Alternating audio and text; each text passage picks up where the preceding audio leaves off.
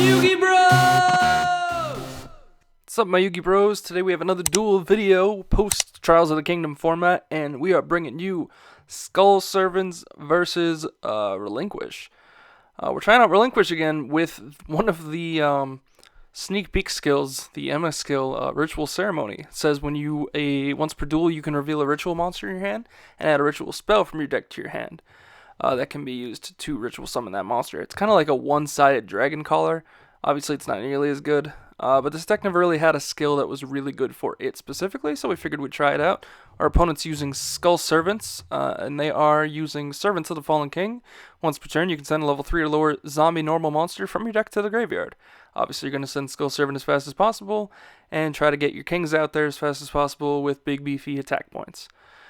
So they're going to start with a set card. We actually went first and passed. We wanted to see what they were playing first, and then also Relinquish is a deck that kind of plays off your opponent's monsters, so we wanted to see if they could summon something first. We had enough Sphere Karibos just all. So we summon Bird, and we search Black Illusion Ritual. Then we flip the Emma skill, reveal Relinquish to add another Black Illusion Ritual. This is just mainly just to thin the deck as fast as possible and get our combo pieces faster, so the deck can stay more consistent. So the battle goes through, they take 14, and then they draw. They get a Goblin Zombie, which is actually a lot better than it was before, because you can do cool things like what our opponent's about to do, which is activate Share the Pain, sending the Goblin Zombie to the grave, forcing us to tribute our monster for no effect, essentially getting rid of it. And I get that maybe they could have saved this for Relinquish, but they've got a lot of options on the field as it is. And then Goblin Zombie's effect activates, searches a King of the Skull Servants. So you essentially, with Haunted Shrine in hand, now down on the field, lose nothing and be able to get rid of an opponent's card. Double Cyclone, huge card we got in the last set for Relinquish. Definitely puts Relinquish back on the map, where you target a spell and trap both you and your opponent control and destroy both. Insane, because you can destroy things equipped to Relinquish and then re-equip. We have Gentlemanor swing in here, and they swing. They activate Haunted Shrine, bring back Goblin Zombie, and search another King of the Skull Servants. So quickly you can see where Haunted Shrine definitely fits. They draw Dust Tornado. They have Fighting Spirit, which is actually really good. Gives their equip monster 300 for each monster we have, and then if that monster be destroyed by battle, you destroy Fighting Spirit instead. It's another way to keep your Skull Servants alive. They swing into our Gentlemanor, but we have the Sphere Karibo. We kind of have all the answers to their plays. We summon Senju, so we search a Relinquished, and we're going to activate good old Black Illusion Ritual, banishing the Sphere Karibo and Grave for a Relinquished. But our opponent flips Floodgate Trap Hole, biggest trap to the game, probably the best trap now in the game. It'll flip our monster face down and force it to not be able to change its battle position, so it'll stay face down. Really good here against Relinquish, so I can't flip it back up and then take something. But we have the other Black Illusion Ritual, so we'll tribute that Relinquish for a different Relinquish and try this again. And this time it succeeds. Then we activate Double Cyclone, popping both King of the Skull Servants and their back row to try and presumably go for game. Yes, they have Haunted Shrine in the graveyard. Yes, they forgot to use it to wall. But it's kind of game regardless. Regardless as to what they put on the board. They could have saved themselves there and then tried to swing into Relinquish the following turn, but we had the Sphere anyways, so that was game either way. So we are forced to go first by our opponent. And I think going second is still probably the best thing to do in this game currently with almost any deck. We're going to start out strong this time. We're going to use Ritual Ceremony since our opponent knows what we're playing, and grab the Black Illusion Ritual. But then we're going to pass because we have nothing we would want to put on board. They, as we can see, are siding Possessed Dark Soul. Really good card against Relinquish still. Definitely a good card here in this matchup. They're going to summon Goblin Zombie. They're going to use their skill to dump their Skull Servant and set 2. We're going to block that because we have the materials for the Relinquish. We just figure we'll use it to block an attack first. So we're going to banish Sphere here, summon Relinquish, and we're going to take the Goblin Zombie. They didn't have the Floodgate this time, so easily we go in for 1100 damage and pass to them. We have double Sphere Karibo. I think we're sitting pretty for now. They draw the Floodgate. Ooh, a turn too late, but they do have Possessed Dark Soul. They use their skill here to send another Skull Servant to the graveyard, and then they summon the Possessed Dark Soul. And they're going to tribute it to take our Relinquished. Really good against Relinquish. Always was a really good counter to it. And with an open format quite like this, setting a lot of generic options that are good against other decks makes sense. With Skull Servants also seeing more play because of the more zombie things, Possessed Dark Soul is definitely here to stay, probably for the side deck for a little bit. So the swing in with Relinquish, we're going to sphere that as well, since we have the pieces. Go figure we top deck Relinquish. This deck's really good at top decking what it needs. We're going to banish the second sphere in the graveyard, summon Relinquish, but they have the Floodgate this time. So we're forced to flip our Relinquish face down. I know there's a few misclicks here. Face down, there we go. And we are kind of on the defensive now. Hopefully this Relinquish will last. We're going to let them go. Keep in mind that Goblin Zombie that's on our field is on their monster. So if we can sphere one attack and the other one wouldn't matter, then we could save it. However, they're going to have two monsters here. Also, those three counters are on King. Again, the dueling book replay is weird when it comes to speed duels. King's at 3,000. King's going to swing in for 3,000. We're going to Sphere Karibo it to try to top deck something relevant, but to no avail. So we're going to set a bluff and pass. Meanwhile, they're going to go in big. They're going to Dust Raider our back row, which they actually should have done in our end phase. But either way, summoning two Kings at 3,000 apiece and having Relinquish for 11 swing in, that is clearly game. No debate. And that is game 2. So, going into game 3. Definitely interesting. Relinquished was always good. It was kind of on the down low last format just because it wasn't nearly as good, but it's got a few new tactics, and the only big thing is that the Floodgate trap hole makes it a little bit harder to kind of keep on your feet, but we'll showcase a card in a second that fixes that for you. They're going to start with the classic T move. They're going to set two traps, my bad, and pass. And we draw Jin, Releaser of Rituals. Or Desirer of Rituals, rather.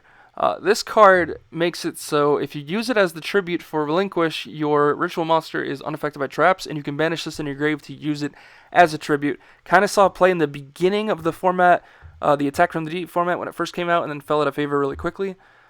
This is a perfect example right here. We're going to summon it using that. And we're going to take the face down defense. Keep in mind, the thing we take that's face down stays face down, so our monster's attack is 0/0, but if our monster would be destroyed by battle, the equipped monster goes instead. And go figure, they did have a Floodgate. We weren't sure, but we assumed they probably did. But they couldn't use it because our boy's unaffected. They do summon Possessed Dark Soul, however, here, and they're going to take our Relinquish. However, it's 0/0, so to no avail, it's not really going to do anything for them except defend. And they're going to pass. We draw another Jin. We did side 2 here. Looking forward, I'll probably cut one because you can use it both in your hand as a tribute and then in your grave as a tribute. But go figure here, the 200 actually puts in work, swinging over the Relinquish, getting rid of the material, and then swinging direct with the Sonic Bird into the Relinquish to kill it. Haunted Shrine activates, and they're going to bring back King of the Skull Servants, which is really good. If they control no monsters, they can special summon a zombie from their grave. Haunted Shrine doubles as another Reborn that brings back something, but its effects are negated, which isn't as good, but it still can wall, which is kind of cool, especially with something like Goblin Zombie, whose effect doesn't matter until it hits the grave. Goblin Zombie, however, will swing over Jin here, will take the damage and have to mill a card because of Zombie's effect. And then King will try to swing over our Sonic Bird, but we will Sphere Karibo it to defense mode. Keep in mind, it's got 2 counters. I don't know why the dual replay doesn't show that. We're going to summon another bird here. We don't have any more spells to search, but hey, beat sticks are beat sticks. We're going to try to swing into this King. And we're not going to kill the Goblin Zombie because we don't want them to search another piece to their puzzle. So we'll pass. They'll draw Floodgate Trap Hole, set that, set their Skull Servant, and switch the Zombie to defense. We draw Relinquish. Go figure, we're really good at this. We're going to banish the Jin in our graveyard and summon Relinquish. Go figure, it's unaffected by traps again. So, no Floodgates for us to deal with. We're going to use its effect to take Goblin Zombie. And then we will swiftly try to attack, misclicks all days, battle phase, have Relinquish swing into the face down, kills Skull Servant, Sonic Bird's going to swing, and Sonic Bird's going to swing. Now, keep in mind, there is a Haunted Shrine there that could have used that to bring it back. That would have given them another chance, but they kind of are on the up and up here. I get that they could have banished it. They would have summoned one of the Skull Servants. The thing is, you bring back King, its effects are negated, so it's not like it can protect itself by battle. So they ended up just calling it a day anyway. Again, I think that was a misplay. You should have used the Haunted Shrine, at least showcase the Haunted Shrine. But either way, guys, that was the matchup. Let me show you the deck lists real quick. We were playing Relinquished with 3 Relinquished, of course, 3 Senju, 3 Sonic Bird, trying to keep it as consistent as possible. 2 Gentlemander, I like this card a lot. It allows your Relinquished to survive more battles, essentially giving you more free options. Like, say they have 2 monsters and they're going to try to kill into your Relinquished. They're going to swing into the first one. You're going to let the material take the hit. They're going to swing in, or I'm sorry, the material, the equip card take the hit, and then they're going to try to swing into it in your Gentlemander, so they're forced to hit that. And then you absorb their monster the following turn. But also, you can Gentlemander lock if you need that situation, if you do end up with 2 of them. But it's also a nice little beat stick to throw in the deck as well. 3 Sphere Karibo, 3 Black Illusion Ritual, and 3 Double Cyclone. Maybe this is too much. We'll figure it out further on. I was thinking it was either going to be 3 Double Cyclone in the main or 2 in a Wild Tornado.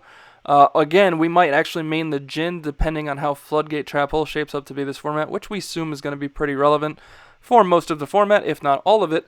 And like I said, I'd probably cut 1 Jin, so we'd main 1 and the 2 Double Cyclone, and then we could probably side the 3rd Cyclone, but Cyclone is so good, being able to target a spell and trap on both sides of the field and destroy both of those targets. What's cool with Wild Tornado is it doubles as destroying any face-up card if it's set and it's destroyed with something like Double Cyclone, but also it works as just popping a face-up spell and trap, which is nice. We side Warrior Elimination right now because Blade's still a really good deck, and we have Fulfillment in the Contract in the side deck just in case we feel like we need a 4th Relinquish play. That's probably going to change soon. I'm not really sure how I feel about that yet. And obviously we have 6 extra deck cards. Yes, we're not playing Waking the Dragon. Yes, we could side Waking the Dragon, but as of right now, we feel it's probably just a little bit better to bluff the Waking the Dragon. That way they're always hesitant to hitting our back row. I feel like now it's just a thing. It's a foregone conclusion. Everyone plays 6-card extra deck just because you, in theory, could have a Waking the Dragon at any point in the game, so you make your opponent hesitant about popping your back row. Ritual Ceremony was cool. I don't love it. Obviously, it doesn't do too much for you. Something like Hidden Parasite's probably still more prevalent to play in this type of in this game currently, but in this deck, you never wanted to play that card because your field presence kind of survives off your Relinquished, and popping your Relinquished definitely doesn't help you there. In addition, this doesn't have too much protection against Hidden Parasite. We're not playing Ready for Intercepting, and we probably should be, just because that card's still really good. You can flip your boy face down, especially in the eye of something like that, but then you also have to protect it with something like Sphere Karibo if they're going to swing in. So it's a touch and go type thing, but I think Dice Foon's kind of seen the last of its day with Waking the Dragon being more prevalent in the game. So if not Ritual Ceremony, then maybe I'll try something else. Again, It's My Lucky Days not outside of the realm of possibility. I just think we're kind of in a point right now where we're trying different skills that aren't that to not get screwed over by Waking the Dragon. However, this deck, again, doesn't hate Waking the Dragon because if they do summon something like Blue Eyes Ultimate, you could take it with Relinquish. Arcana Knight's a little bit more of a problem to deal with. But moving on to the other deck, we have the Zombie King of the Skull Servant deck. To fuel this, obviously, we have our 3 Skull Servants, we have 3 King of the Skull Servants, we have 2 Goblin Zombie. We cut it from 3 to 2 because Haunted Shrine is now a thing. We have 2 Pyramid of Light because this card is still really good regardless. 2 Share the Pain. It's really good to spot removal something off the board, and it makes use of your dead dead Skull Servants early game in hand if you happen to draw them. We have 2 Fighting Spirit, which I understand Pyramid of Wonders is just a technically better version of this, but we wanted to see how many things we could boost into the deck. Originally I was trying Bashing Shield, but Bashing Shield doesn't do enough. 1,000 points is great and all, but it doesn't have any extra secondary effect, whereas this protects your monster by battle, which is really cool. We did play 3 Floodgate Trap Hole, we did play 2 Haunted Shrine. I was trying 3, but 3 seemed a little too bricky, so we went with 2. Again, it allows us to reuse our Kings and our Goblin Zombies, so it's not something that I feel like we need 3 of. And lastly, we have 1 Dose Tornado in the main deck. In the side deck, we have Possessed Dark Soul, which ended up being really convenient in this matchup, but also I just think it's really good in general. Right now to side some generic stuff like that. Warrior Elimination to deal with Blade. A major upset to deal with level 7 or higher things. I know Blue Eyes isn't really a thing, but you never know with that, Dinos, whatever. Dust Tornado, the second one. Magic Jammer. This is good just in general, but also because you can discard, again, dead Skull Servants in your hand. to negate a spell card, and then it boosts up your king. If it is there, and then finally the one Waking the Dragon, because I feel like most decks should just be siding one of this generically anyways. On the offset chance your opponent pops it, you summon anything from your extra deck. Servants of the Fallen King is not the greatest skill. I know there's a lot of zombie skills to mess around with, and I know that a lot of people have been wanting me to use more skills from this newer stuff, like the Zombie Master skill. I kind of wish Zombie Master was twice per turn, or twice per duel, because it's great, kind of, depending on the deck you're playing. It depends how you're doing it. Like, I would love to use that effect in Ecto, but Ecto needs Ecto's skill. So it's kind of just like, I would rather just have had Zombie Master as a card. Obviously, they probably would have put it to 1 instantly, but, like, come on, guys. It's not the end of the world. Servants of the Fallen King, early game, great. Obviously, you dump your skill servants as fast as possible. But once you dump 2 or 3, depending if you didn't brick with 1, it's dead. It doesn't do anything else for you. And is it enough to put King to 2,000 to 3,000 early, or does the game hinder on having, or does the deck hinder on having more other advantages? I would say yeah, it does. Unfortunately, it doesn't really have those other big comeback plays. King is the centerfold of the deck, and if you get rid of that, then you have a real big problem trying to come back. So, deck's cool. Deck's got a lot of weaknesses. Relinquished was cool. Still a little bit slow in the fact of, yes, it's consistent. You can get Relinquished out as fast as possible, but if your opponent outs Relinquished, then what? How's the recovery? Yeah, I get it. It doesn't have nearly as many options as something like Blade or Gravekeeper still do. But, you know, to each his own. We will try to continue figuring out new ways to make these decks more consistent. But, guys, what do you think? Leave a comment in the comment section down below. Let me know what you thought about this video, if there's any improvements you would make in either one of these decks. Also, anything else you guys want me to see or want me to put together and test against each other for the format, let me know. My name is Yuki Bros, and I'm out tonight, guys. Peace out.